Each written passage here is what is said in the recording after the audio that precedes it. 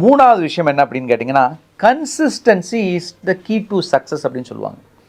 அதாவது வந்து எதையுமே ஒரு நிலைத்தன்மையோடு செய்யணும். இன்றைக்கி நிறைய பேர் வெயிட் லாஸ்ன்னு இறங்கினோடனே என்ன செய்கிறாங்கன்னா, எல்லாத்தையும் கேட்டுட்டு எல்லா பக்கம் கேட்டுட்டு ஆரம்பிக்கிறாங்க. நிறைய விஷயங்கள் இருக்குது. இன்டர்மிட்டன்ட் ஃபாஸ்டிங் ஒரு சிலர் யூஸ் பண்ண, லோ கார்போஹைட்ரேட் டயட்னு சொல்லி ஒருத்தர் யூஸ் பண்ணுறாங்க, கீட்டோ டயட், ஃப்ரூட் டயட், இப்படி எல்லாத்தையும் வந்து என்னதுங்க யூஸ் பண்ணுறாங்க. ஆனால் இது ஒரு காக்டைலாக யூஸ் பண்ணுறாங்க. சரிங்களா? எதையுமே வந்து என்னதுங்க ஒரு நிலைத்தன்மையோடு செய்கிறதில்ல. தொடர்ந்து சில மாதங்கள்லேருந்து சில வருடங்கள் வந்து நீங்கள் தொடர்ந்து அது செய்யும் பொழுது தான் நிச்சயமாக அதுக்குரிய பலன் கிடைக்கும்.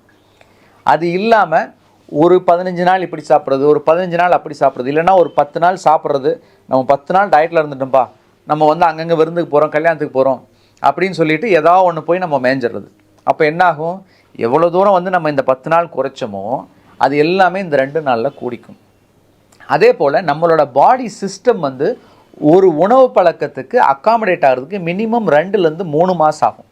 அந்த 2லேருந்து 3 மாதம் டைம் கொடுக்கறதுக்கு முன்னாடியே நம்ம ஒவ்வொரு வகையான டயட்டு, நம்ம வந்து பாலியோ டயட் மாத்திரம், இல்லை இன்டர்மிட்டன்ட் ஃபாஸ்டிங் மாத்திரம், இப்படி ஒவ்வொன்றையும் மாற்றிக்கிட்டே இருந்தோம் அப்படின்னா எதுக்குமே நம்ம பாடி அக்காமடேட் ஆகாது. அது இல்லாமல் அது தேவையில்லாத பிரச்சனைகளை கொடுக்க ஆரம்பிச்சிடும். அதனால் அந்த பயணத்தை தொடர முடியாமல் போகும்.